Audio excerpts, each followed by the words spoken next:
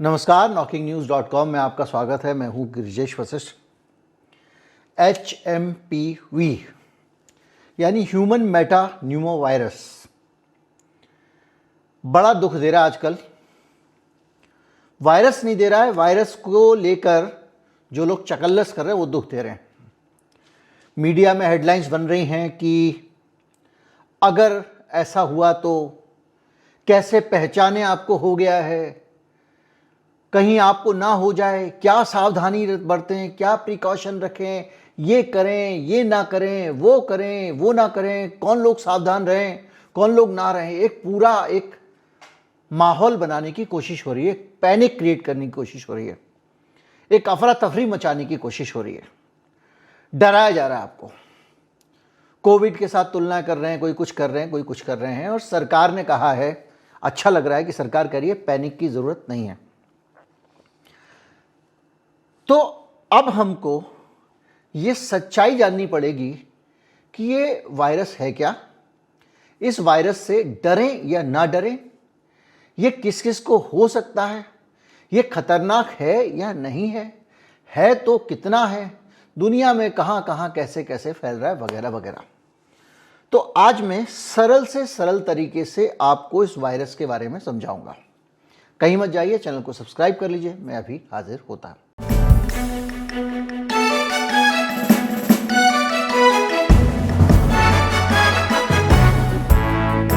यह है acute respiratory disease, जो उत्तरी चीन में कुछ फैली है। बहुत ज़्यादा नहीं फैली है, लेकिन वहाँ पर फैली है, और इसके कारण वहाँ पर कई लोग बीमार हुए हैं। और वहाँ पर चीन का नाम एक तो ऊपर से वायरस, और तीसरा एक टेढ़ा मेढ़ा मेडिकल साइंस का नाम, और चीन में बीमारी फैल गई। बस इतना काफ़ी है अंतर्राष्ट्रीय मीडिया के लिए बवाल मचाने के लिए। कोविड के लिए कैसे लैब लीक थ्योरी निकाली थी अमेरिका ने कि चीन की वुहान वायरस की लैब से लीक हुआ था, और बाइडेन ने 6 हफ्ते का समय दिया था, टॉप की एजेंसीज को लगा दिया था अमेरिका की कि 6 हफ्ते के अंदर इस लैब लीक थ्योरी की जांच करके रिपोर्ट दो। 6 महीने से ज़्यादा हो गए हैं, 1.5-2 साल हो गया है, 3 साल हो गया है। अभी तक अमेरिका की टॉप एजेंसियां, जिसमें FBI, जिसमें CIA, क्या क्या नहीं लगाया था, फंड दिए थे बाइडन ने, नहीं निकला। खैर, इस पे आते हैं कि ये बीमारी है क्या। जैसा इसके नाम से आप समझ सकते हैं कि ये आपको एक तरह के सीने के इन्फेक्शन की ये बीमारी है। क्या होता है, सीने में एक वायरस आता है। अब वायरस जो है वो लोअर रेस्पिरेटरी ट्रैक्ट में इन्फेक्शन कर सकता है। यानी ये कि जब आप गले से कुछ खाते हो, ये नाक, मुंह, गला और ये जो हिस्सा है ये हो गया अपर रेस्पिरेटरी ट्रैक्ट। इसके नीचे जितना है श्वसन तंत्र का हिस्सा, फेफड़े की नलिका, ये हो गया लोअर रेस्पिरेटरी ट्रैक्ट इन्फेक्शन। सरल भाषा में फेफड़ों का इन्फेक्शन है ये फेफड़ों में हो जाता है। तो कैसे होता है? तो ऐसे होता है कि ये एक फ्लू की तरह का बीमारी है, सर्दी जुकाम जो हमको होता है, और ऐसा सर्दी जुकाम है जो किसी किसी में फेफड़ों तक फैल जाता है। इसलिए ये भैया तो न्यूमोनिया भी फैलता है, इसलिए इसको न्यूमोनिक कहा गया है। तो क्या होता है कि जब ये फेफड़ों तक फैल जाता है तो कभी कभी दुखदाई हो जाता है, लेकिन कभी कभी मतलब कितना, क्या सबके लिए मुसीबत की बात है? कुछ के लिए मुसीबत की बात है। तो हम पता करते हैं कि इसकी क्या डेथ रेट है, जिससे आप पहचानेंगे। CDC का डाटा कहता है कि इसकी हर साल 12 से 52 हज़ार के बीच में मौत होती है। अब ये क्या हुआ, बहुत बड़ी बात हो गई, लेकिन नहीं। क्यों नहीं है, इसको हम समझेंगे। कोरोना वायरस के बारे में जो हमको बताया गया था वो ये बताया गया था कि एक जूनोटिक वायरस है, यानी किसी ने कहा चमगादड़ से किसी, मतलब दूसरे जीवों से मनुष्य में आई है। आमतौर पे हमारे वायरस दूसरे जीवों में नहीं जाते और दूसरे जीवों के हमारे यहाँ नहीं आते, और कुछ ऐसे होते हैं जो कॉमन होते हैं। तो ये जो है चमगादड़ से आया। अब आदमी जो है वो उसको पहचानता नहीं था, आदमी का शरीर। ऐसे समझिए कि चौकीदार पहचानता नहीं है कि चोर कौन है, इसलिए वो आसानी से घर में घुस जाता था और चोरी वोरी करके ले जाता था। तो इसी तरह से आदमी के शरीर में अगर घुस गया तो उसको फिर हमारा शरीर जब पहचानता ही नहीं है तो हमारा डिफेंस सिस्टम उस पर हमला ही नहीं करेगा। हमला नहीं करेगा तो वो अपना काम करके चला जाएगा। उसका काम करने का क्या प्रक्रिया होती है? इनका एक साइकिल होता है। इतने दिन तक ये अंदर रहेंगे, उसके बाद में ये स्वतः ही समाप्त हो जाएंगे। ज़्यादातर वायरस की यही स्थिति होती है। किसी की लाइफ ज़्यादा होती है, किसी की कम होती है। ये 21 दिन तक तो इसका इंक्यूबेशन पीरियड है। ये आएगा, आपके अंदर पड़ा रहेगा, 21 दिन तक आपको पता ही नहीं चलेगा। फिर धीरे धीरे करके ये एक्टिव होगा। तो कोरोना वायरस जूनोटिक वायरस था और मनुष्य के लिए नया था। क्या ये नया है? वैज्ञानिक कहते हैं ये पता नहीं कितना पुराना है, हमको पता ही नहीं है, लेकिन ये इंसानियों के अंदर रहा करता था। तो फिर अभी क्यों बवाल हो रहा है? बोले साहब 2021 में नीदरलैंड में पहली बार इसका पता लगा, आदमी के अंदर ही पाया गया ये 2021 में। तो अब हमारे लिए नया भी नहीं है, 25 हो गई है, तो 3-4 साल तो हो ही गए। तो अब आदमी के लिए नया नहीं है, इसलिए अगर वो घुसने की कोशिश करेगा हमारे सिस्टम में तो हमारे चौकीदार उसको मार देंगे, क्योंकि पहचानते हैं कि ये चोर है, ये कालू चोर है, इधर से घुसता है। इसी तरह से हमारे इम्यून सिस्टम इसको पहचानता है, तो इतनी परेशानी की बात भी नहीं है। तो बोले ये फिर भी किसके लिए खतरनाक है? बोले उसके लिए खतरनाक है जिसका इम्यून सिस्टम, अभी बताऊंगा आपको कि हमको करना क्या है इस पर।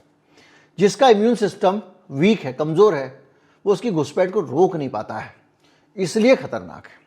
तो भैया किसका इम्यून सिस्टम वीक है? तो बोले इम्यून सिस्टम एक तो छोटे बच्चों का वीक होता है, 6 महीने से छोटे बच्चे होंगे या 60 साल से ऊपर का आदमी होगा। ये जो वायरस है ये क्यों हमारे बीच में फिर पैनिक है? अगर आप बता रहे हो कि इतना ज़्यादा लोग मरते भी नहीं है, मॉर्टेलिटी रेट भी नहीं है वगैरह वगैरह, तो क्यों है? इसलिए है क्योंकि वो चीन से आया है। इसलिए है क्योंकि अमेरिका ने चीन को बहुत बदनाम किया था कोरोना वायरस को लेकर। खुद इनके सांसद कह रहे थे कि साउथ कैरोलिना में जो उनकी लैब है वहां पर वायरस बनाए जाते हैं, और वायरसों को आदमी के अंदर कैसे लाना है, जूनोटिक वायरस को, उस पर एक्सपेरिमेंट होते हैं। यानी जानवरों के वायरस आदमी में लाने के, ये भी उनकी संसद में डिस्कस किया गया। उसके बावजूद उन्होंने लैब लीक थ्योरी चाइना की कही, और लैब लीक थ्योरी में बाकायदा जो टॉप की 6 एजेंसियां हैं उनको लगा दिया बाइडेन ने, और ये कहा था कि हमको 6 हफ्ते में रिपोर्ट दो। सालों साल हो गए हैं, कुछ नहीं आया है। आपको मैं सब बता चुका हूं उस दौरान। तो बड़ा सवाल इस बात का है कि ये जो वायरस है इसको लेकर क्यों पैनिक इसलिए क्योंकि चीन से आया, और चीन को इतना बदनाम कर दिया गया दुनिया में कि वुहान की लैब से लीक हुआ, वुहान की लैब में बनाए जा रहे थे, वहां से लीक हो गए। इतना दोहराया वेस्टर्न मीडिया ने इसको कि वो चाइना को ठप्पा लग गया। अब चाइना में फैल गया इन्फेक्शन। जब चाइना में इन्फेक्शन फैलता है तो सबसे ज्यादा असर क्या पड़ता है? हमारे जैसे लोग डरने लगते हैं। हमारे मीडिया को उसमें सेंसेशन दिखने लगता है। इतने केस आ गए, उतने केस, भारत में 5 केस आ चुके, 5। भारत सरकार कह रही है पैनिक मत करो, नहीं सुन रहे हैं, 5 केस आ गए। अब ये पैनिक जब होता है तो इसमें क्या होता है, बहुत सारे लोग कॉरपोरेट हाउसेज में, बड़े बड़े कॉन्फ्रेंस रूम में बैठ के काजू और विस्की चटकाते हुए प्लानिंग करते हैं कि इस पैनिक का फ़ायदा कैसे उठाया जाए, इस पैनिक का। और इस बीच में थोड़ा सा अपने जो मीडिया हाउसेज आजकल तो बहुत सारे उद्योगपतियों के हो गए, उनको कहा जाता है और पैनिक मचाओ और पैनिक मचाओ। तो क्या ये पैनिक की बात है? ये पैनिक की बात बिल्कुल नहीं है, क्योंकि ये वायरस मनुष्य के अंदर नया नहीं है। कोरोना वायरस मनुष्य के अंदर नया था। एक दूसरी प्रजाति से जूनोटिक वायरस था जो मनुष्य में आते हैं, दूसरी जाति से वो आया। हमारा डिफेंस सिस्टम उसको पहचानता नहीं था, हमारे चौकीदार उसको जानते नहीं थे कि ये चोर है, नया आया, कालू चोर मोहल्ले में। तो वो जब अंदर घुसता था तो ये उसको कबाड़ी वाला समझ लेते या कुछ भी समझ लेते होंगे, इस पर हमला नहीं करते थे।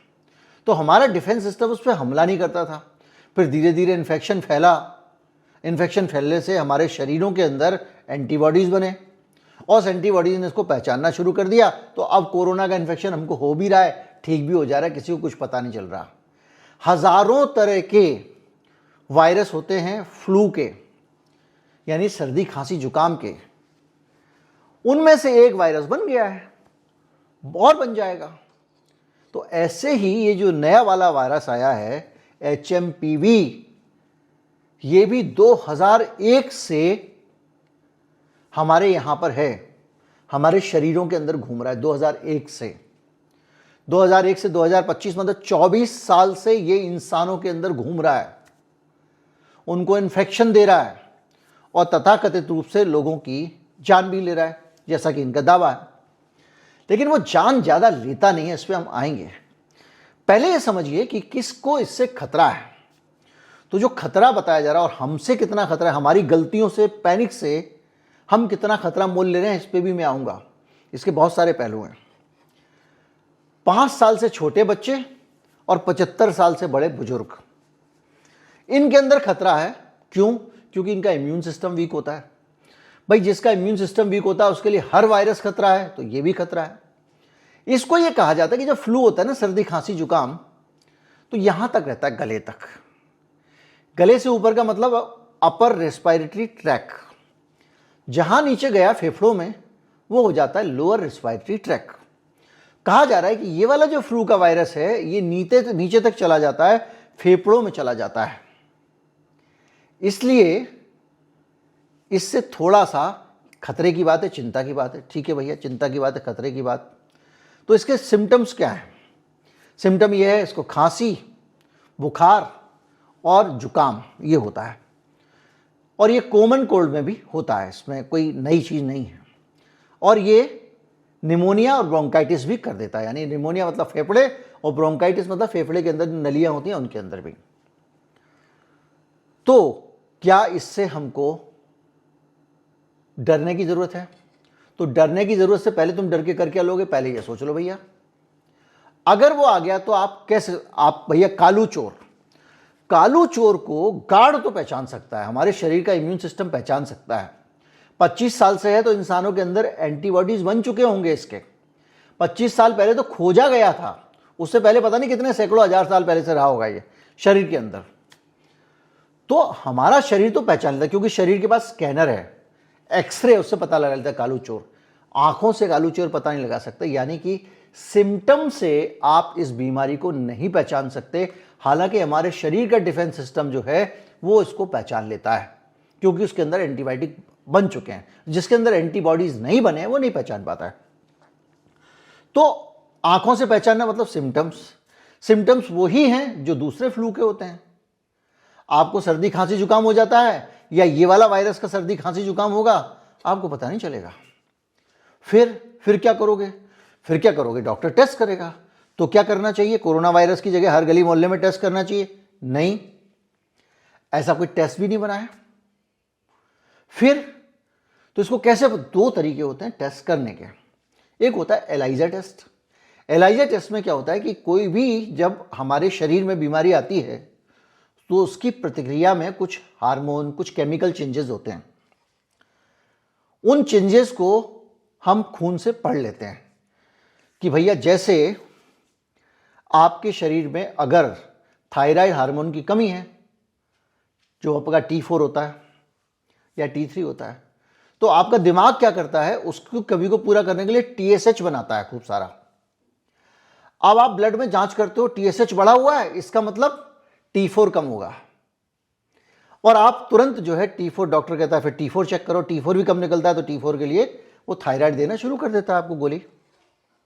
तो क्या किया उसने, जो शरीर की प्रतिक्रिया है उसके कारण जो केमिकल चेंजेस होते हैं शरीर में, उसको उसने पढ़ लिया।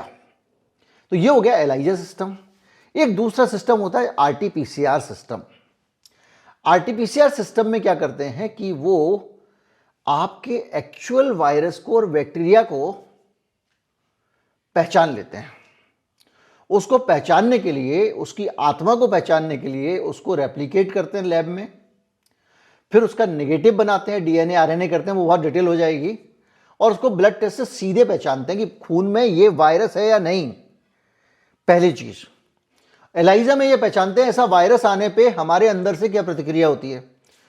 तो ये जो टेस्ट है ये RT-PCR से पहचाना जा सकता है। ठीक है साहब, RT-PCR से पहचान लेंगे। तो क्या सबका आरटीपीसीआर करोगे? जरूरत ही नहीं है। फिर किसका करोगे? वो डॉक्टर समझेगा। जब उसको किसी rare of the rarest cases में जब ये दिखाई देगा कि यार ये सिम्टम्स कुछ अजीब से आ रहे हैं, तो वो कहेगा एक बार ये वाला टेस्ट करा लेते हैं। फिर उसको टेस्ट करेंगे आरटीपीसीआर में, और तब पता लग जाएगा कि ये वाला वायरस है। तो उसके बाद क्या करेंगे? इसकी कोई दवा है? नहीं है। इसका कोई इलाज है? नहीं है। फिर इलाज क्या है? वही है जो फ्लू का होता है। जो फ्लू में होता है, सर्दी खांसी जुकाम का जो इलाज है वही इसका इलाज है। किसी भी वायरल का जो इलाज है वो इलाज है। वो क्या इलाज है भैया? हम ये करेंगे कि ज़्यादा से ज़्यादा हाइड्रेटेड रहेंगे, खूब सारा पानी पिएंगे। यही सावधानी आपको भी बरतनी है। जब भी कोई फीवर हो, खांसी जुकाम हो, ज़्यादा से ज़्यादा पानी पियो, खूब सारा नारियल पानी पियो, बस कंट्रोल हो जाता। ज़्यादा से ज़्यादा उसको क्या है, मदद मिल जाती है आपके शरीर से। वह शरीर को आपके ज़्यादा नुकसान नहीं पहुंचा पाता। दूसरा, इससे ज़्यादा डॉक्टर देखता है ज़्यादा बढ़ रहा है तो कुछ एंटीवायरल दवाई आती हैं वो दे देते हैं, तो वो डॉक्टर देखता है। तो क्या मतलब, इसके पैनिक का कोई मतलब है? जो अखबार में आप खबर पढ़ रहे हैं उस खबर को पढ़ने के बाद भी आप कुछ कर नहीं पाओगे, और ना आपका डॉक्टर कुछ कर पाएगा, क्योंकि होगा तो आपको खांसी जुकाम ही, और वो खांसी जुकाम ही बढ़ जाएगा। जब निमोनिया में कन्वर्ट हो जाएगा तो डॉक्टर अपने हिसाब से हैंडल कर लेगा, सपोर्ट सिस्टम दे देगा, ये दे देगा, आदमी को ठीक कर लेगा।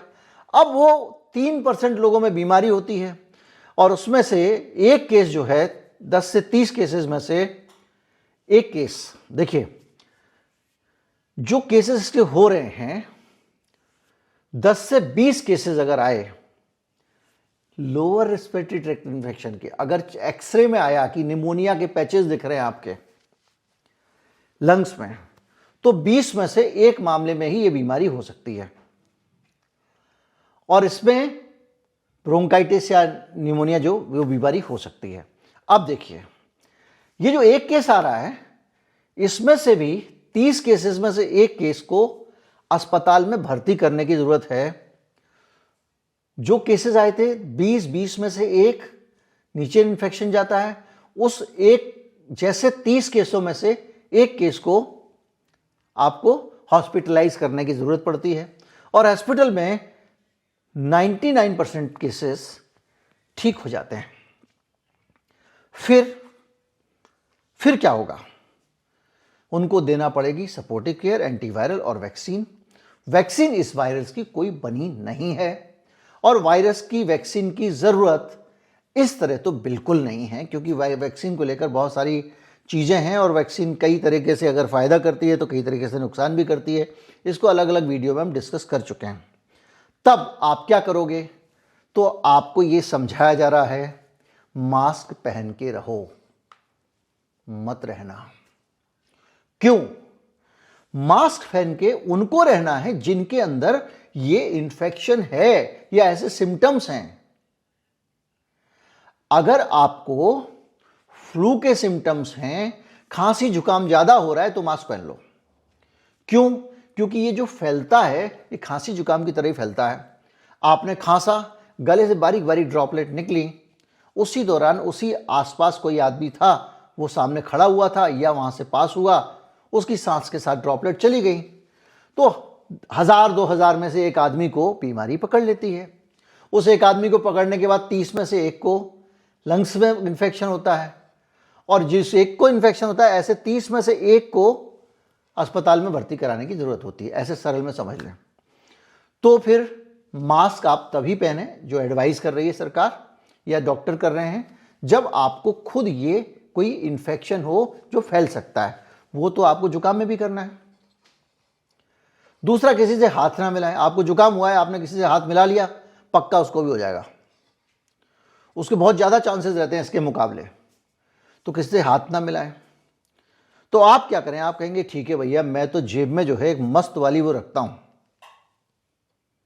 क्या? सैनिटाइजर रखूंगा मस्त वाला। फिर क्या करूंगा? किसी से भी हाथ मिलाने से पहले हर 10 मिनट में सैनिटाइज करूंगा। मत करना। क्यों? एक्सपर्ट का कहना यह है कि यह सबसे ज्यादा खतरनाक चीज है जो आप करोगे। क्यों भैया? हम तो हाथ के बैक्टीरिया हटा रहे हैं। आपके दिमाग में यह आएगा ना। आदमी के शरीर पे अगर एक बैक्टीरिया, जैसे हमारे समाज में करोड़ों लोग होते हैं, उन करोड़ों लोगों में 10 20 50 ही डाकू होते हैं, सब डाकू नहीं होते हैं। आपके मोहल्ले में अगर मान लीजिए 1000 लोग रहते हैं तो उसमें एक भी डाकू नहीं होगा। तो ऐसे ही हमारे हाथ पे हजारों बैक्टीरिया रहते हैं, लाखों करोड़ों बैक्टीरिया रहते हैं जो हितकारी बैक्टीरिया हैं, जो हमारे लिए लाभदायक हैं। उन बैक्टीरियाज के रहते बुरे बैक्टीरिया यहां नहीं आ सकते। आप क्या करते हो, सैनिटाइजर डाल के उन सबकी हत्या करते रहते हो। आप अपनी सोसाइटी के सारे चौकीदारों की हत्या कर रहे हो, अपने शहर की सारी पुलिस को मार दे रहे हो, ताकि चोर का काम तो उसके बाद आसान हो जाएगा, वल्नरेबल हो जाएगा आपका शरीर। तो ये डॉक्टर एडवाइस कर रहे हैं कि आपको सैनिटाइजर भी नहीं लगाना है जब तक कि आप किसी ऐसे मरीज के साथ में डील करने नहीं जा रहे हो जिसको इसकी जरूरत है, या जो हैंड हाइजीन के बेसिक प्रिंसिपल्स हैं, सिर्फ उस परिस्थिति में ही आपको सैनिटाइजर लगाना चाहिए। अब एक जगह आप आईसीयू में जा रहे हो, बहुत सारे पेशेंट हैं जो सेंसिटिव हैं, वो जो अभी लगा रहे हो जैसे सैनिटाइजर जहां अभी लगाने की जरूरत उतना लगाना है, इस बीमारी के लिए अलग से लगाने की जरूरत नहीं है। तो अब क्या होगा, सरकार क्या कर रही है, सरकार कह रही है कि भैया ये जो बीमारी है उससे सावधान हो जाओ, क्योंकि ये बीमारी जो है कहीं आपको ना लग जाए। पर पैनिक करने की जरूरत नहीं है, जेपी नड्डा ने ऐसा कहा है। हमारे यहां पर जो रिपोर्टिंग का अमेरिका की एक बात याद रखना, अमेरिका में फ्लू बहुत फैलता है और फ्लू से ही लोग मर जाते हैं, सर्दी खांसी जुकाम से। भारत में इतना घातक नहीं होता। वहां पे करीब हर साल 52,000 लोग, 12 से 52,000 लोग अमेरिका में फ्लू से मर जाते हैं। वो फ्लू से ही मर जा रहे हैं, तो उनको ये आके बेचारा नया आदमी क्या कर लेगा। और इसके कारण वहां पे बहुत सारे नए नए स्ट्रेन आते रहते हैं, H1N1 आता रहता है, क्योंकि वहां की जलवायु फ्लू वाले वायरस को बहुत प्रभावित करती है। लेकिन भारत में इसके बहुत ज्यादा चांसेस नहीं हैं। कुल मिला के जो तस्वीर हमारे सामने वो ये है कि ये बीमारी आई ना आई बात बराबर है, क्योंकि ये आ भी जाएगी तो आप कुछ कर नहीं सकते हो, ना तो आप उसको पहचान सकते हो, ना आप उसका इलाज कर सकते हो। और फ्लू आएगा और दूसरी तरह के 50 वायरस जो फ्लू के आते हैं जिनका नाम ये वाला नहीं है, तो वो जितना हमारे शरीर के लिए चिंता की बात होती है उतना ये चिंता की बात है। जितना उसकी निगरानी करने की जरूरत होती है, भाई ज़्यादा अगर चेस्ट वेस्ट में इन्फेक्शन आ जाए, एक्सरे वेक्सरे में दिख जाए, तो डॉक्टर आगे नेक्स्ट लेवल का इलाज करते हैं, इसमें भी करने की जरूरत है। डॉक्टर को अगर लगेगा कि इसके सिम्टम्स है तो वो इसका बाद में एक टेस्ट करा लेगा, उसमें भी आपको लेने की जरूरत नहीं है। टीका इसका है नहीं, अगर आप बहुत डर के टीका लगवा लेते हो, बहुत लगवाया लोगों ने, आप सुन रहे हैं कहानी किससे, सबको पता है। चलो आप डर के टीका लगवा लेते हो, तो आपका जो टीका है वो भी नहीं है। आपको कहा गया हैंड हाइजीन का ध्यान रखो, वो भी आप ज़्यादा लगाओगे, ज़्यादा साबुन से धोगे तो भी एक हद से ज़्यादा तो आपने बैक्टीरिया मारोगे, पॉजिटिव बैक्टीरिया। इसको लेकर भी सरकार चिंतित है, वो अवेयरनेस लाने वाली है कि भैया ऐसा मत करो। मास्क, अगर आप अच्छे भले हो, मास्क लगा रहे हो, तो आप उतना ज़्यादा अच्छे तरीके से मास्क का इस्तेमाल नहीं कर पाओगे, क्योंकि H1N1 माई सबको लगाना है। वो जो मास्क होता है जो पूरा सील कर देता है मुंह को, मोटा वाला, और उसको भी एक एप्लीकेशन के बाद में फेंक देना है। अब पता चला वही मास्क बार बार लटकाए पड़े हुए हो तो आपको और इन्फेक्शन लग गया कुछ। तो इसलिए आप जो है वो कुछ भी करने की ज़रूरत नहीं है, मस्त रहिए। और इस खबर को पढ़ना है तो मनोरंजन के तौर पर पढ़ लीजिए। ये खबर बिल्कुल हमारे आपके लिए उपयोगी नहीं है। इस खबर से हम कुछ भी नहीं बिगाड़ उखाड़ टाइप कर सकते हैं। ये किसी को होती भी नहीं है बीमारी। जो बहुत कमज़ोर लोग हैं उनको होती है, जो बहुत वल्नरेबल क्लास है उसको होती है। 75 साल से ज़्यादा के बुजुर्ग को तो वैसे ही हर बीमारी खतरनाक होती है, तो ये भी हो जाती है। 6 साल से छोटे बच्चे को वैसे ही हर बीमारी खतरनाक होती है, ये भी हो जाती है। जिसका इम्यून सिस्टम वीक है उसको भी सारी बीमारी खतरनाक होती है, ये भी हो जाती है। तो डरने का नहीं, मस्त रहने का है। जो कर रहे हो करो, जीवन को एकदम सामान्य तरीके से जियो। ऐसी खबरें आती रहेंगी, जाती रहेंगी, और बहुत सारी फार्मा लॉबी के लोग अलग अलग मीटिंग करके, डिस्कशन करके, नए नए प्रोडक्ट लाके आपको भरमाने की कोशिश करेंगे। बाबा रामदेव ले आए थे, याद कीजिए, सुप्रीम कोर्ट में झाड़ पड़ी, झूठे कहीं के, तुम्हारी दवा से तो होता नहीं ठीक। सुन के आ गए थे, माफ़ी मांग रहे थे। तो इन सारे धन पिपासुओं से बचो जो आपका पैसा खींचने के चक्कर में आपका उल्लू काटेंगे। नमस्कार, जय हिंद।